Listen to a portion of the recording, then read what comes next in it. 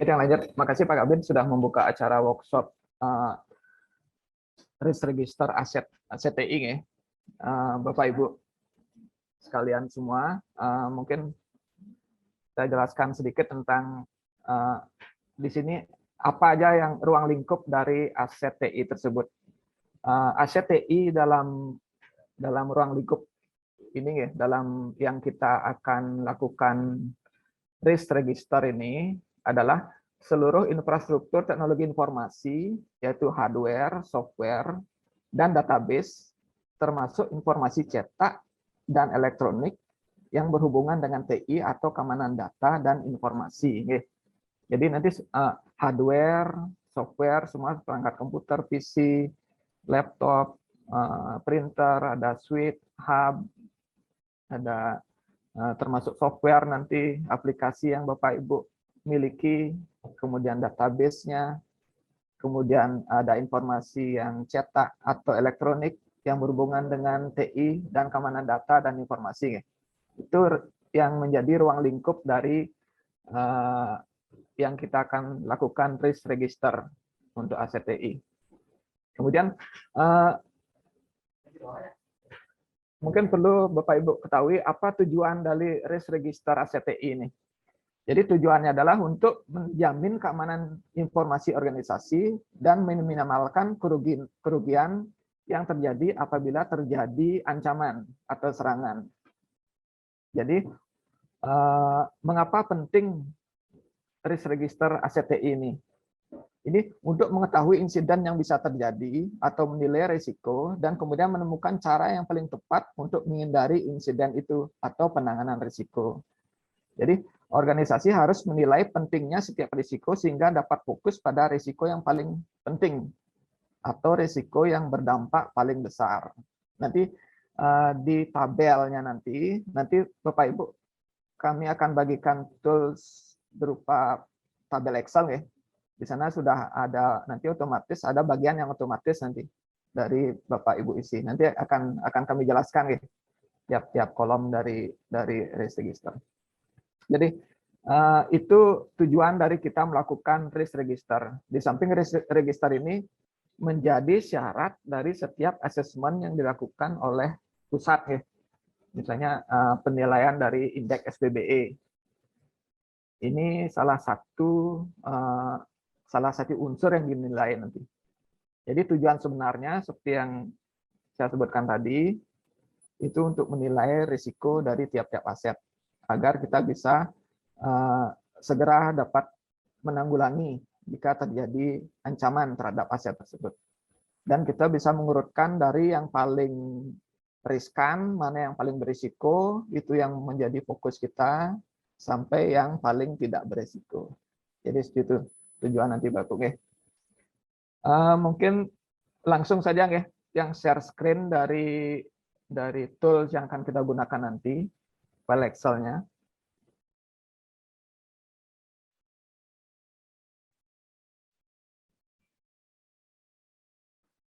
Sudah jelas? Kelihatan ya?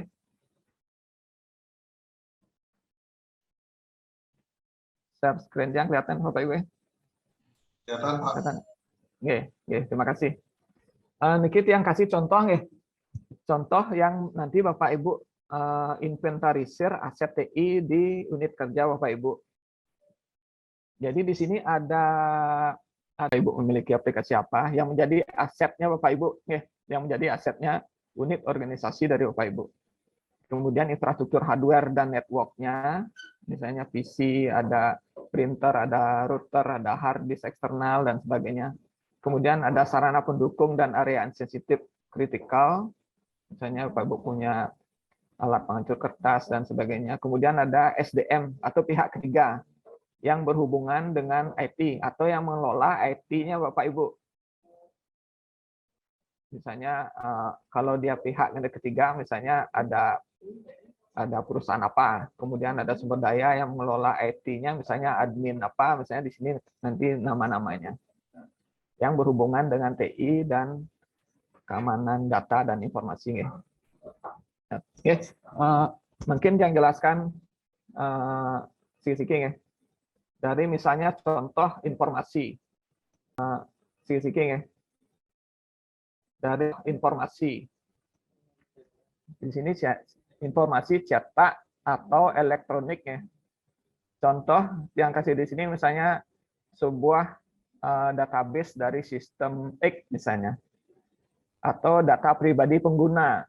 Misalnya Bapak Ibu menyimpan data pribadi dalam dokumen elektronik atau dalam sebuah database. Atau contohnya yang media chat yang tercetak, misalnya SOP penerimaan data rahasia atau SOP lainnya yang berhubungan dengan keamanan data dan informasi.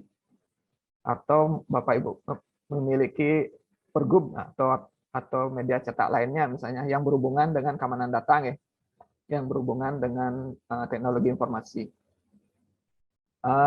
Niki yang contohkan ya, misalnya database sebuah sistem X misalnya.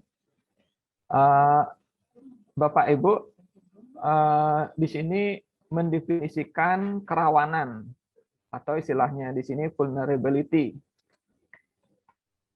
Apa itu kerawanan? Ini celah kelemahan dari sistemnya, atau misalnya kelemahan dari database ini. Apa kelemahan dari aset ini yang memungkinkan terjadinya akses tanpa izin atau eksploitasi data atau informasi. Jadi vulnerable ini kelemahan atau kerentanan dari dirinya sendiri, dari sistemnya sendiri, atau dalam hal ini dari asetnya sendiri, kelemahan yang ada dari dalam yang memungkinkan pihak luar untuk melakukan akses tanpa izin, atau melakukan pengerusakan. Apa kelemahan dari aset itu yang kita sebut di sini sebagai kerawanan atau vulnerability. Ini vulnerability ini bisa terjadi pada hardware, software, bahkan pada manusia. Apa celah kerawanan atau kelemahan yang ada pada dirinya sendiri, pada asetnya tersebut. Misalnya contoh di sini, vulnerability dari database sebuah sistem X misalnya.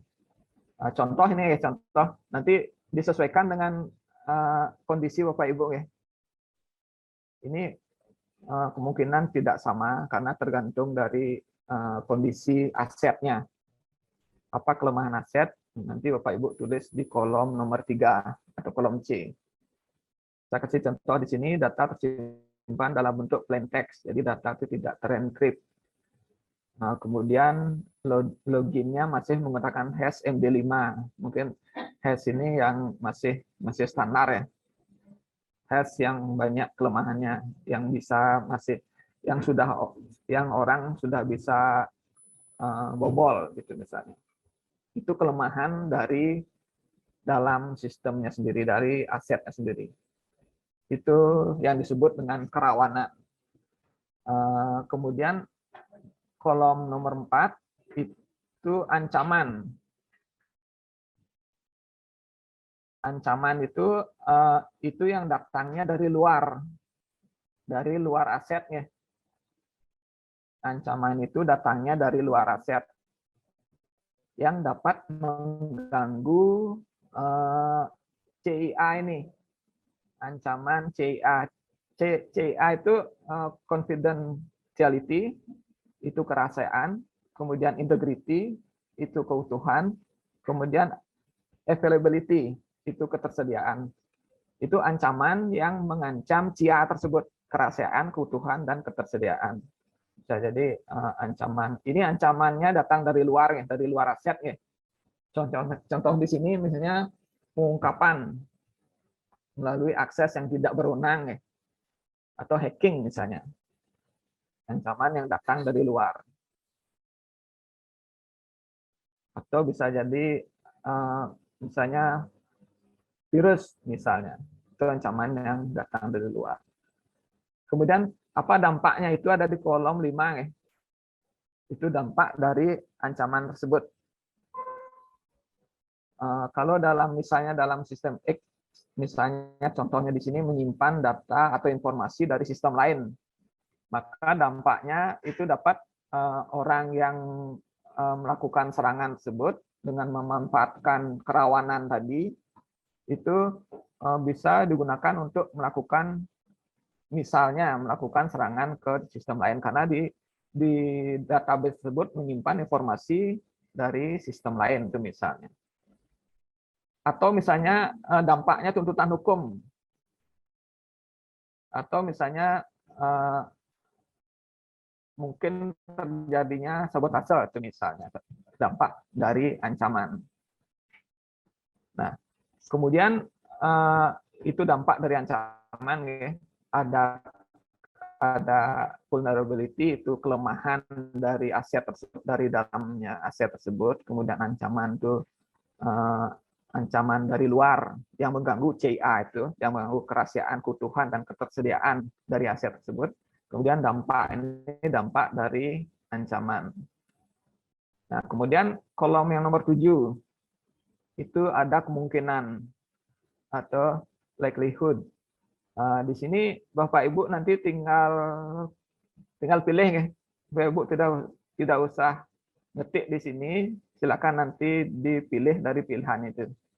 Apa itu possible, apa itu almost certain, apa itu likely itu ada di sheet yang kedua.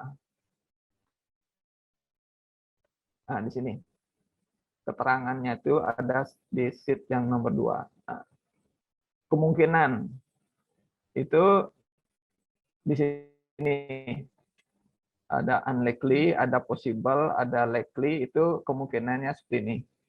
Kalau Ibu pilih yang pilihan yang atas ini risiko terjadi dalam waktu lebih dari 5 tahun. Misalnya peluang terjadinya maksimal 10% dalam setahun. Nah, ini seberapa sering peluang terjadinya ancaman tersebut. Pilihan yang nomor 2 ini peluangnya terjadi 10 atau 30% dalam setahun. Kemudian possible, kemudian dan seterusnya. Itu untuk ngisi kolom 7. Silakan dipilih nanti ya. Current risk, risiko saat ini. Kemungkinannya seberapa sering kemungkinan itu bisa terjadi.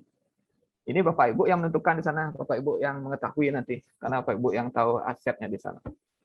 Kemudian nilai dampak, kolom yang nomor 8.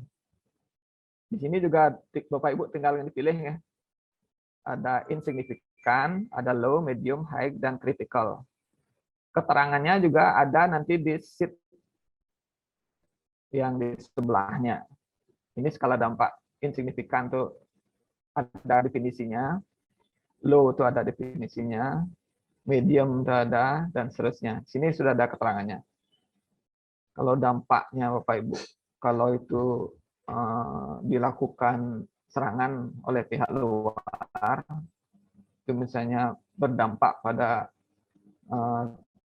tidak bisa beroperasi organisasi Bu, bisa itu kritikal. Oke, nanti Bapak Ibu yang menentukan itu dampak. Mungkin bisa koordinasi dengan yang menangani atau yang memiliki atau yang IT tersebut, aset tersebut ya, seberapa dampak. Nah, ini skor ini otomatis nanti ini ekstern ini dari isian kolom 7 dan kolom 8. Extreme mitigate ini otomatis. Kolom 9 dan kolom 10 otomatis. Apa tuh keterangannya kolom 9 10 di sini? Skala impact.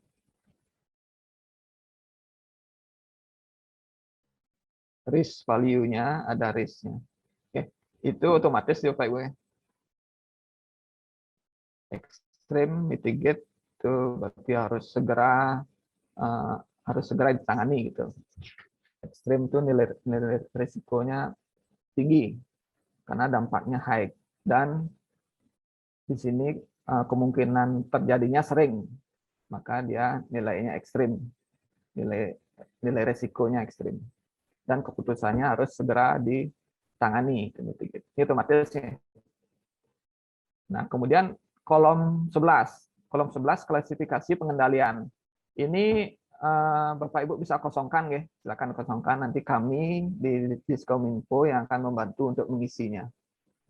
Karena ini kita cari datanya di aneks ISO 27001 ya. Yang berhubungan dengan ini yang di kode nomor berapa katanya. Yang kolom 11 Bapak Ibu tidak usah isi, nanti kosongkan saja. Nanti kami akan bantu isi. Kemudian kolom nomor 12. Kontrol yang ada saat ini. Jadi apa aja yang dilakukan saat ini terhadap aset tersebut. Misalnya contohnya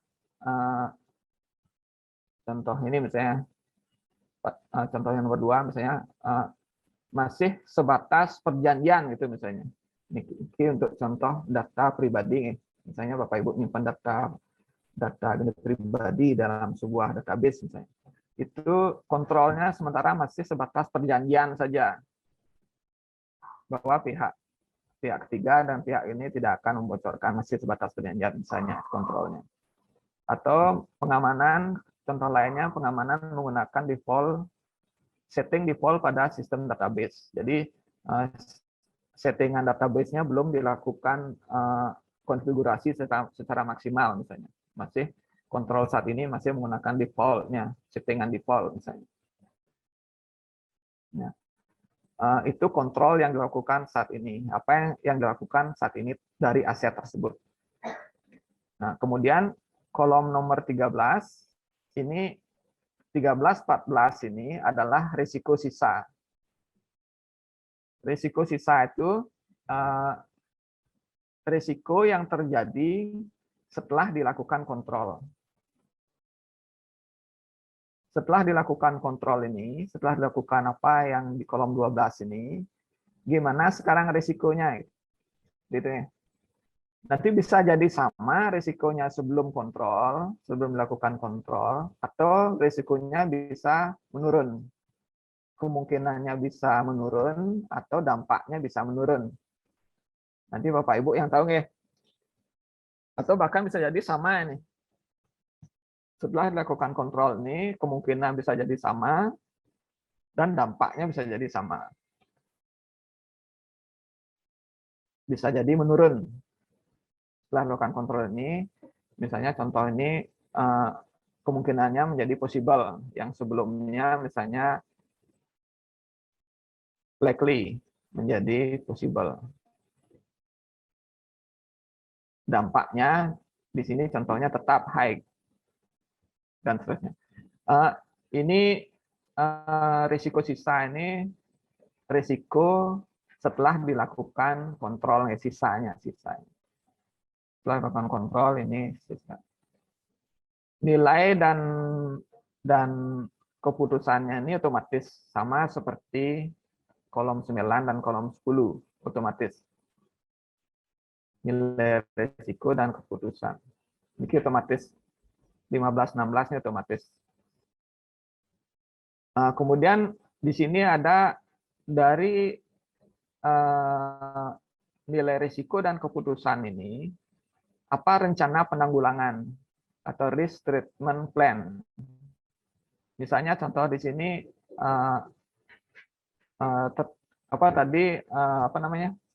vulnerable-nya masih menggunakan algoritma MD5 yang masih rawan ya.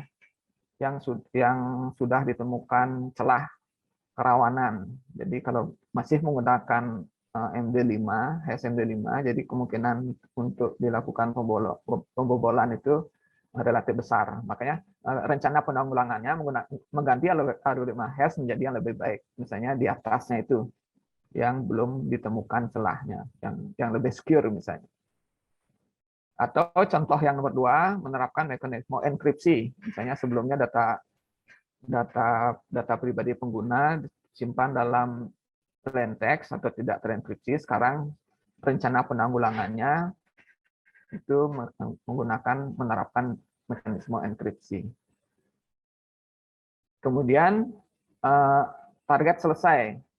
Nah, ini target selesai dilakukan rencana ini kapan? Contohnya misalnya akhir tahun 2022 atau awal tahun 2023 dan seterusnya. Misalnya pertengahan 2022 dan seterusnya.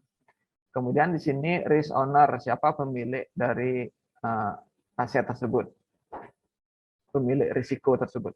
Oke, misalnya dinas Bapak Ibu, unit kerja dari Bapak Ibu.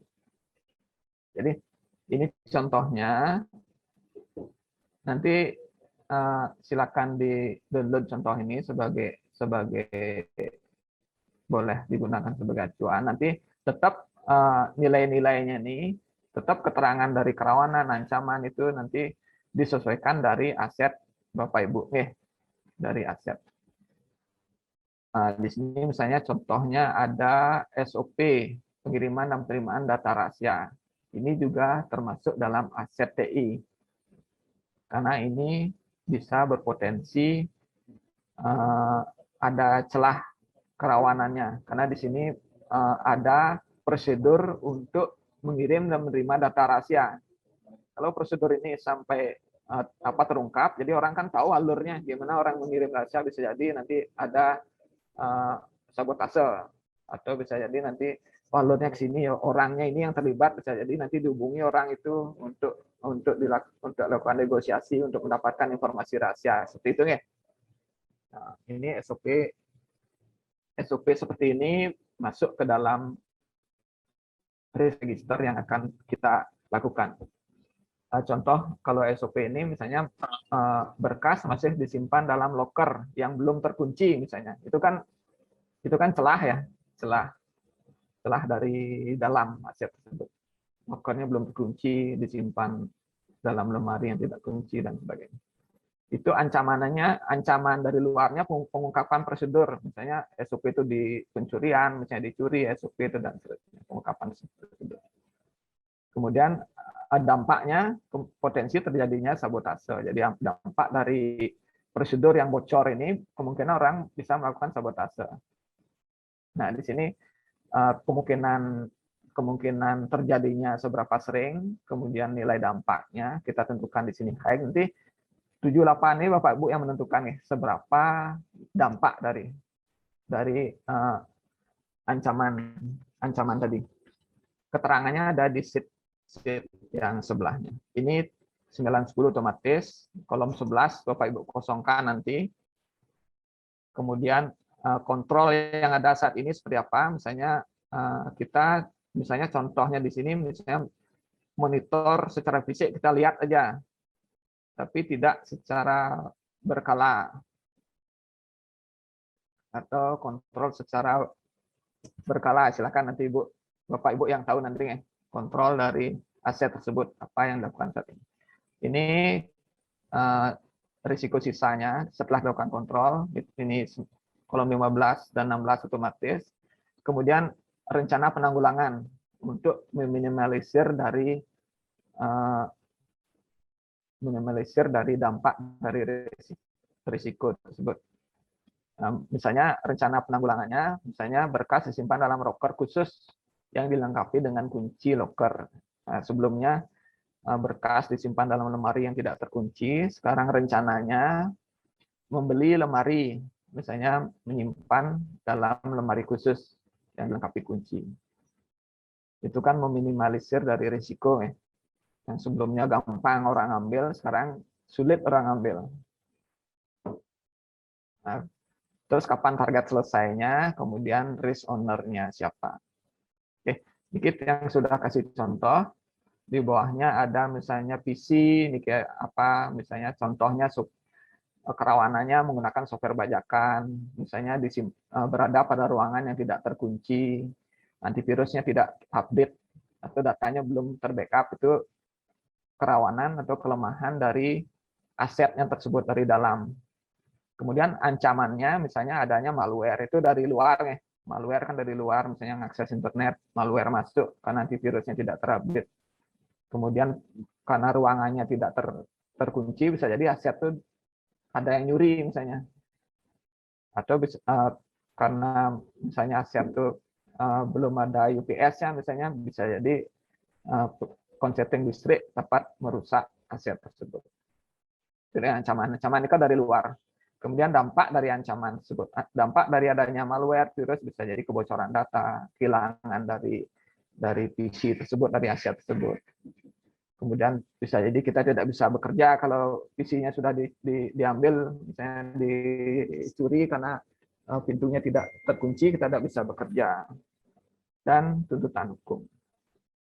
Itu seberapa seringnya, kemudian dampaknya, ini Bapak Ibu yang tentukan. Misalnya medium dampaknya. Karena gini PC itu cuma PC untuk Office saja, misalnya tidak terlalu berdampak, misalnya medium. Kalau keterangan dampaknya ada di sheet yang gini, low, medium, high, critical. Yang menentukan kolom 11 nanti kosongkan. Nah, ini kontrol yang ada saat ini, misalnya menggunakan antivirus, tapi masih yang freeware, misalnya virus yang gratisan. Nah, sekarang kontrolnya menggunakan password, misalnya password di dalam PC sendiri, kontrol yang ada saat ini. Setelah lakukan dari kontrol saat ini itu apa risiko sisanya? Kemungkinan menjadi possible, medium, jadi sama dengan risiko yang sebelumnya. Kemudian apa planning-nya untuk penanggulangannya, treatment plan-nya. Misalnya VA sendiri secara berkala. VA itu vulnerability assessment, ya. Dilakukan assessment secara berkala terhadap aset tersebut. Misalnya mengunci ruangan, sebelumnya ruangan tidak terkunci, sekarang mengunci ruangan, misalnya ditambahkan kunci, misalnya gembok dan seterusnya. Kemudian menggunakan antivirus dan software yang legal. Sebelumnya software ilegal, software bajakan itu rentan terhadap malware dan seterusnya. Kemudian targetnya kapan dan seterusnya. Oke. Ini sudah yang kasih contoh, nanti silakan Bapak Ibu bisa gunakan sebagai contoh, ya, seperti ini. Nah, Epson seperti apa? Printer, misalnya ada router, seperti apa? Hard disk eksternal, misalnya Pak Ibu punya hard disk eksternal yang menyimpan data penting, misalnya silakan. Kemudian penghancur kertas, kemudian SDM, ini SDM yang menangani IT, ya. Misalnya adminnya, admin web, misalnya silakan masukkan sini. Ini nama orangnya, ya. Si A, si B, si C. Misalnya, dan pihak ketiga, misalnya Bapak Ibu ada bekerja sama dalam penanganan jaringan, misalnya di sana dengan pihak ketiga, atau pihak tiga dalam pembuatan aplikasi, silakan tulis di sini. Ini yang kolom E. Ini sama. Oke. Jadi kira-kira seperti itu Pak Ibu pengisian dari risk register. Jadi seluruh aset. Jadi kalau Bapak Ibu punya 10 PC, nanti tulis 10 PC di sini, ya. PC, misalnya PC HP seri X, serial number 999. Kalau ada dua jenis PC, bisa jadi kerawanannya beda, bisa jadi satu PC yang menggunakan software ori, satu PC menggunakan software kena bajakan. PC yang sama, seri yang sama, itu serial number-nya pasti beda. Nanti Bapak Ibu tulis PC misalnya PC HP seri X, serial number berapa. Di bawahnya PC HP serinya sama, serial number-nya pasti beda, tulis serial number-nya beda. Kalau PC merek lain silakan tulis merek apa, seri apa, serial number-nya apa. Jadi seluruh aset, bukan cuma satu aja ditulis. Kalau Bapak Ibu punya 10 PC, ke 10-nya ditulis, karena bisa jadi kerawanannya beda-beda. Demikian juga printer. Demikian juga misalnya punya switch atau router atau hard disk misalnya, silakan ditulis berapa Bapak Ibu punya, silakan. Ini menginventarisir aset TI, ya, beserta resikonya. Kemudian SDM kalau ada 2 atau ada 3, silakan ditulis di sini. Di sini yang kasih contoh satu-satu yang umum Bapak Ibu miliki di masing-masing unit kerja, misalnya PC atau laptop, silakan tulis laptop merek apa, seri apa, serial nomornya berapa. Oke, seperti ini Bapak Ibu, Pidana, cara pengisian dari